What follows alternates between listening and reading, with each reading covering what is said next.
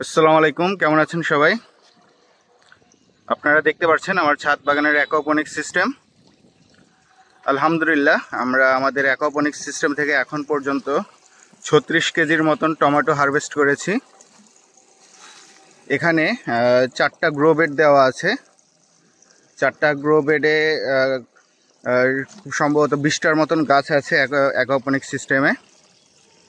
এর ভিতরে আপনার পিঙ্ক চেরি টমেটো আছে 4টা গাছ, বানানা টমেটো আছে 3টা গাছ, আর বাকিগুলো হাইব্রিড জাতের। এগুলো বড়গুলো যেগুলো দেখতে পারতেছেন এগুলো হচ্ছে F1 হাইব্রিড বাহুবলী জাতের। তো আমরা টোটাল ছাদ বাগান থেকে এখন পর্যন্ত 63 কেজির মতন টমেটো হারভেস্ট করেছি। এর মধ্যে 36 কেজি হচ্ছে এই অ্যাকোপনিক সিস্টেমের। অ্যাকোপনিক সিস্টেমে এখনও যে পরিমাণ টমেটো আছে, এখানে আনুমানিক আরও 10 কেজির মতন টমেটো হবে। তাছাড়া এখনও দেখতে পারতেছেন আমি গতকাল সব কিছু ছাঁটাই করেছি। এগুলো হচ্ছে বানানা টমেটো, নতুন করে আবার ডালপালা ছাড়তেছে এবং নতুন করে ফ্লাওয়ারিং করতেছে, তাই এগুলো একটু পরিষ্কার করে দিয়েছি, অনেক ঝোপালো হয়ে গিয়েছিল।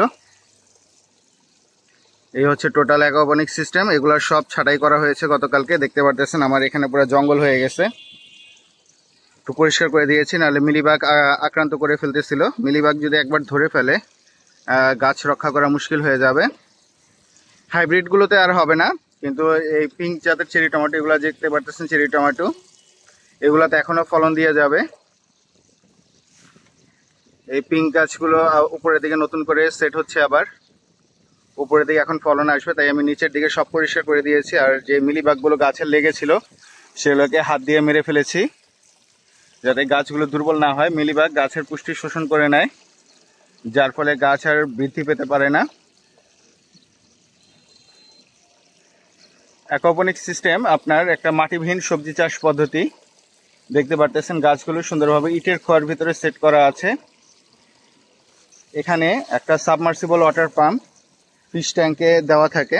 আমি যদি আমার ফিশ ট্যাঙ্কটা দেখাই, দেখতে পারতেছেন মাছেরা খেলাধুলা করতেছে, খাবার দেওয়া হয়েছে একটু আগে, সবাই খাচ্ছে।